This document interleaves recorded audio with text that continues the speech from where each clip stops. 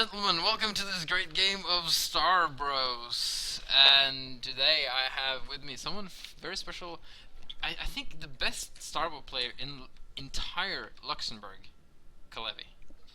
Yeah, this might actually be correct. I think it is. But I believe I know a couple of people who would, when they would switch to Starboard, they would own me really, really bad. Are they After. good bra? Take a sip. Good bra? Okay. So we have Buckfast in the top right corner. I think that's two sips because I spoke Norwegian to my wife, and she screamed. So Interesting. I think we burnt some plastic in the bottom side of Neo Tau Storm. We have Yeah, Tau Cross. we have the Red Bandit. I am tired and I am saying whatever I want today, and he's gonna go for a 10-10, a 10-9. Cool. I like this. I haven't seen this. Most circs usually tend to fast expand against Protoss. They rarely go for hatch first, from the games I've seen. It can be tricky to go for hatch first if it's like a 2 or 3 player map. If he scouts you fast, he can be very annoying with the probe. I'm sorry, if you hear my wife scream a lot, it's because she's trying to make something in the kitchen and she just burned some plastic, and I have nothing to do with it, I swear. Ah, okay. I thought you were beating her again. Yeah, I usually do. It's Saturday night. It's time for the weekly wife beating, but no, she's just. Spanking. Okay, we're stopping right there. Ooh, Ooh. Buckfast is going for something very sneaky. This is very sneaky, but I don't think it's gonna work because we have like a super fast spawning pool, but he's not really making. Oh, he's not. He's not gonna make speed nor a lot of Zerglings. Well, he has. Wow, this is really, really sloppy of the Red Bandit. He knows where the. Well, he should know where the probe is. Oh, really? There's no way. This probe can go unnoticed over there. Yeah, I think this is actually something we should talk about. I think Overseers should have less speed before Lair. I think that's one of the reasons Seer DT is so bad in Starbuck compared to Brood War. Like, of course, all the Overlords can detect in Brood War, but they're so slow, and Overseers are actually fairly fast. I really hate that they are so fast. Yeah. So annoying, even as Terran player. Yeah, I think. Ooh, wow! He forced a cancel on that cannon. Whoa, Buckfast a little bit sloppy there, but photon cannon on creep isn't supposed to work. But this is Yeah, a very weird this game. is Oh, really there we bad. go. The mass spinecrawler defense. That's a lot of spinecrawlers too. He's gonna get a gateway in there even. It's gonna start. I don't know if this is gonna work. Spinecrawlers are so much stronger than photon cannons and stuff. Yeah, I believe they have more range too, right? Yeah, I think they have one more range if you put them right. Yeah, I don't. Yeah. Oh, the Fulton cannon can target fire the sparkle, but it doesn't have the. You can't chrono boost. Yeah. Ooh, but they have two cannons shooting one sparkle. He needs to uproot that one. He needs to uproot. Oh, he loses it. He needs to get both of them actually. No, he's just gonna. He's just gonna move over to his natural expansion. But still, he's gonna lose his forge. He's only down on one base. This is It's such so an odd game. weird game. So we have, okay, he did make a cannon in his mineral line, that's good. So we're gonna have a one base versus one base now all of a sudden, but I think it's a lot easier for the Red Bandit to take his expansion. Oh, and I like this placement of the spine crawlers. And he can't move the photon cannons, unfortunately. Or actually, that's pretty good. That would have been crazy if he could. Did you know in the StarCraft 2 Alpha you could move the photon cannons? I think it was in Just Heart like of the Spine Heart of the Swarm Alpha, actually. I saw something about it there. No, I might be wrong. it was already in Wings of Liberty beta. I will definitely Alpha. say that Buckfast is behind now. And there's no Yep. way he's ahead in this game. Well, he's ahead in supply and in worker count, so it looks like he's ahead, but in position-wise, like, his opponent can expand so much easier than he can right now. He just needs to kill one more photon cannon and he's super safe. Ooh, I like this choice. The Red Bandit is going to transition into Hydralisks. Yeah, that's which gonna is be a really very strong. smart move. Yes. Well, he's gonna lose the spine collar. Tried to save the spine collar with some circlings there, but it didn't work. But this spine collar is gonna kill that. Photon cannon, I think if he unroots and burrows in a certain position, I think he can target the pylon without... No, never mind. No, he can't. He needs some more creep spread for that.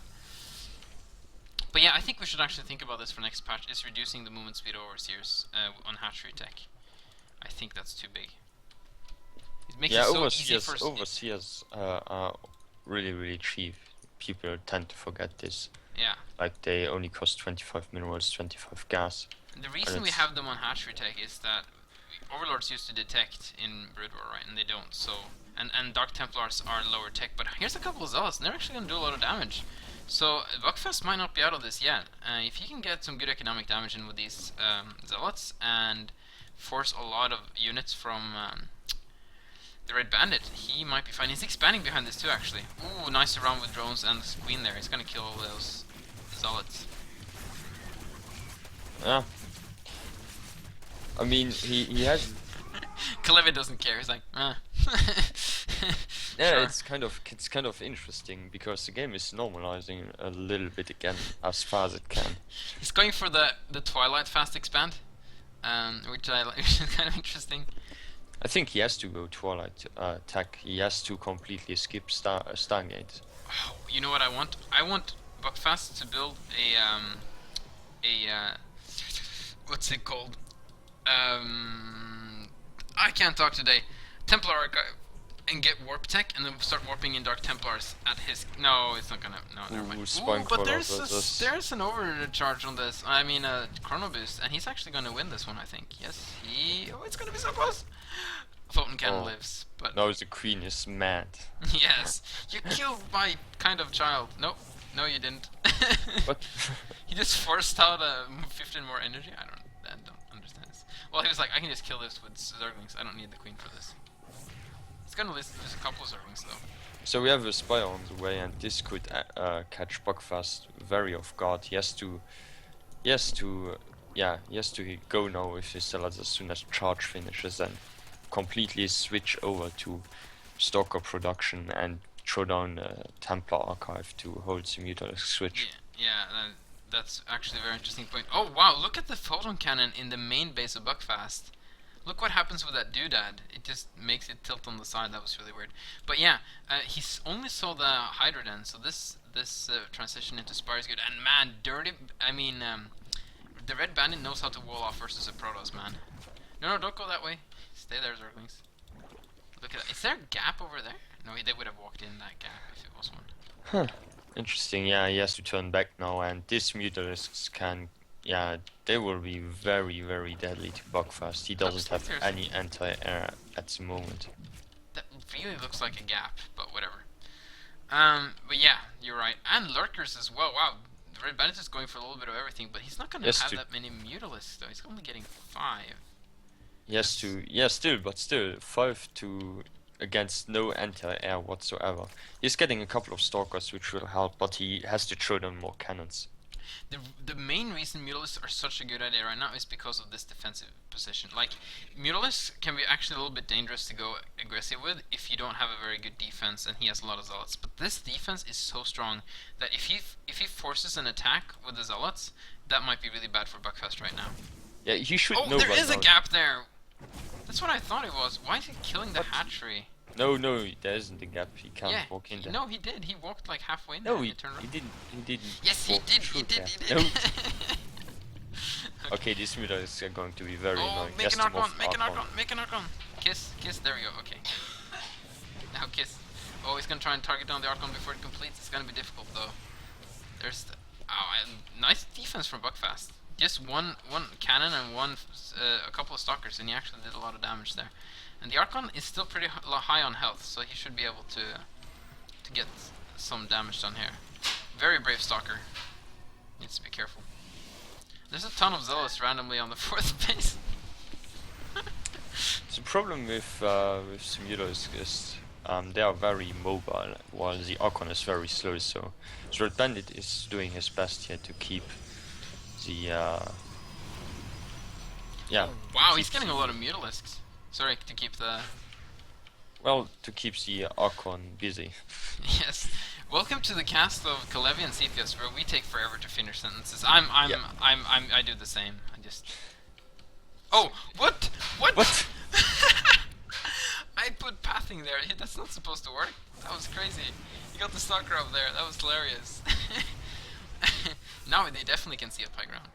But he Really can't get Starkos up here though. Really interestingly, Buckfast is going over to Dragoon production, which can help if the Red Bandit decides to. Well, no, he's producing everything.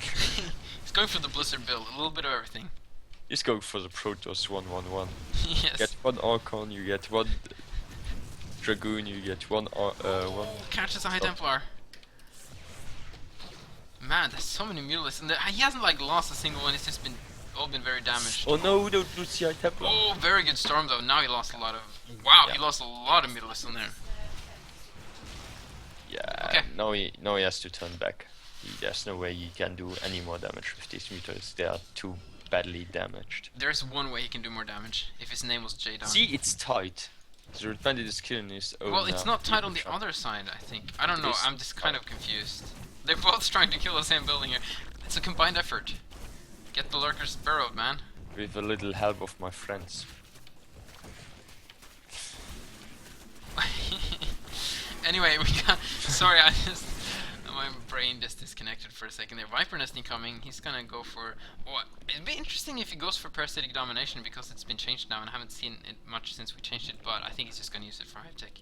Yeah, he's going to produce most likely cracklings and ultralists out of the Hive Tech as soon as the Viper Nest has finished. Because You know the Red Bandit will. cracklings are really strong. They are incredibly strong. A bit of a waste of chrono boost. That's natural just to chase an overseer away. Yeah, that's true, and he doesn't really have. He's been pretty good using that chrono boost in general, though. They're both taking a third base at the same time. They've both been staying on very low eco this whole game, actually. And like, this is a live cast. We don't have no idea what's gonna happen. Like, maybe this tree might fall down and break a Colossus. Like, who knows? He's pushing forward. He will see the lurkers, and that should scare him off until he gets his first observer out. He's producing ETs, which is interesting. Maybe he will be able to do some damage. Because there isn't a lot of defensive detection out of the Red Bandit. True, it will be very interesting. Regardless, DTs are just usually a very good idea to have out in the late game. They can be so annoying even if there is detection out. You just have to not overdo it and be careful with it. And we have a very good defensive observatory here, going to protect that third base of Buckfast. That's so beautifully placed. Yes. It makes no sense whatsoever to place I- observatory over I there. think I know what the red band. Yes, Greater Spire. See, he has 5 Mutalisks hanging by the main base of Buckfast. Oh and no. This is gonna be so No, good. no. That's a very bad idea. What? Oh, what? He storms his own units? Oh, okay. No, that was Oh yeah, lurker. he doesn't have it in detection. Ah, That's- yeah, that's why it's a bad idea. He almost That's got the really hatchery bad. though. He has yeah, to recall out of there. he does. Dirty Protoss. He's like, these units are so confused. Like, how do we attack anything that attacks us? So we're gonna have, definitely we're gonna see some Guardians being morphed from these 5 Mutalisks, and that's gonna be an interesting position for the Guardians to be in. It's gonna be interesting to see if he's gonna go and attack right away, or if he's gonna wait until Buckfast is pushing and maybe try to sneak in more damage while Buckfast is his attention is elsewhere. He also nurtures an Ultralis cavern. Interesting. Oh, is he gonna? He's gonna change his morphing position. He wants to morph over. It's definitely he's very conscious about what he's doing. The fact that he got to move around on the map like that is quite interesting. Oh, and the stalkers can't see this. They're like, where did those mutas go? Soon the nightmarish upgrade will finish, otherwise known as adrenal glands for the Zerglings. And we need to change that tooltip because it still says 20% there. It's now 33% actually. No, it's something. No, it's not, isn't it? No, it's no. Now it's 0.38. Yeah, now it is. Now it is correct. I've just been misguided. This is so fast. These cracklings are crazy fast. Like, it's not even funny. Might be OP. We'll see. But Guardians are gonna be incoming. They're actually gonna harass the third base here, which is an interesting choice. It's easier to defend on the ramp here. It's gonna spread out the Guardians. My whole screen is gonna go darker, and I really should fix this. Let me fix this real quick. I have some program here that does this. Okay, there we go. Back to light again. I think Buckfast might just attack the other base. He doesn't even worry too much about his expansion dying there. because there isn't much he can do, so he kind of is forced to attack. Oh, but we have a small group of cracklings. They're just gonna kill everything. No, they're retreating. Okay. Man, Nice. Storm is pretty good. I did force an Archon Morph there, though. I think those storms, those High Templars were out of energy anyway. But yeah, like you said, these Guardians are just having a field day. I don't know if they actually can kill the Nexus, because they have to go so close to kill the Nexus that Buckfast can start to pick off the Guardians. Guardians are not very strong like Broodlords. They only have 150 HP. They actually have less HP than a Zealot. I think he could focus them one by one down with only Dragoons. Dragoons are actually very decent against Guardians. Yes, they do deal a lot of damage versus them. The only thing it's only the range is the only problem there. Yeah, but these aren't just 5 Guardians. At some point you will be able to kill them. Yeah. You see what I'm kind of missing from Protosses these days is the Corsair late game switch.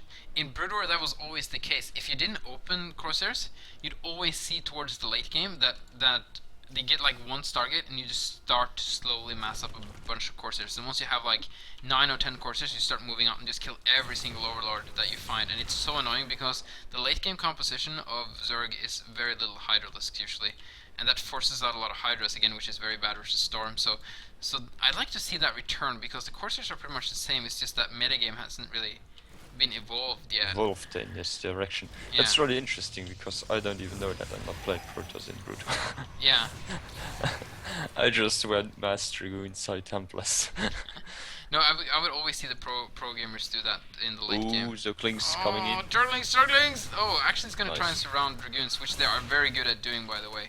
Zerglings versus Dragoons is a slaughter for the Dragoons, but this is a lot of Dragoons though. He's not even gonna... Oh, he's only got one. Okay, you know what? I don't... Adrenal Glance doesn't look that imbo, to be honest. Okay, I know that wasn't a lot of Zerglings still, but... Yeah, I was expecting him losing 2 or 3 Dragoons there, and he only lost 1. I think that was partly because there were Stalkers at place, which did True. a lot of damage. It would have been like it's like it is like there would be 3 or 4 Vultures over there. So It's true that those Stalkers do help a lot, but also the Zerglings have a really hard time surrounding now with the new pathfinding, which is good.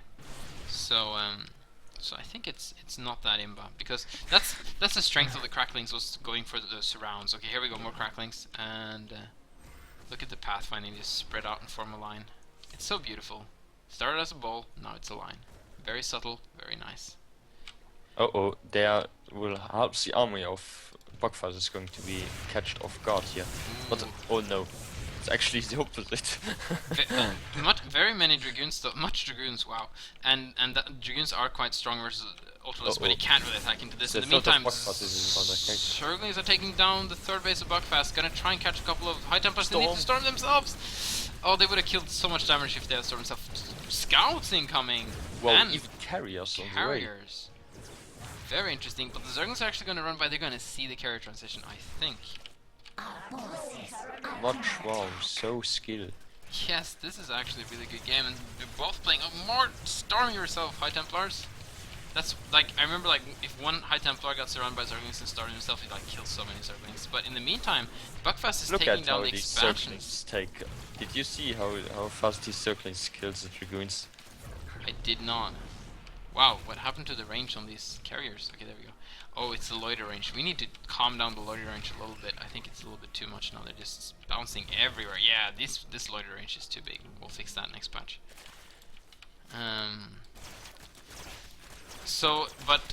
The killing each other's expansions. The Red Band is down to 2 base again, but his main base is he's down to 1 mining base. He's getting a very strong air army, and in the meantime, we got a lot of scourging coming to try and deal with this. Scourge works well as long as there are no. What was I gonna say? As long as there are no. I can't talk. Look at how fast Nexus will die. Oh wow! It's like they can't shoot up, but it doesn't matter. They're just gonna kill the entire economy of Buckfast. Scourge. Here comes the Scourge, and I think the Red Bandit did it.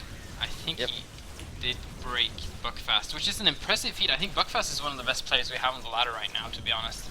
This looks like a. I just want to say this looks like a cinematic out of the campaigns. Yes, it does. Like, oh, and in comes the Scourge and it's carriers. Oh, micro. Okay, wow. He's actually drawing them back with Dark Templars and Carriers. And he has a little bit of a bank, but it doesn't know how he's supply blocked. So he kind of just has to remake units as they die. Can't really spend money on pylons right now. Oh, he's trying to kill Scourges. He's on 12 probes, which are all camping at this one simulator. He can just take down the Stargates. Ah, that's the battle cry. That is the battle cry of Buckfast. A very subtle battle cry of Buckfast. Not even with caps. Oh, you know what he could do? He could hold position 2DTs at this tiny choke there. And Oh, that's true, he could. If you just... Yeah, there we go.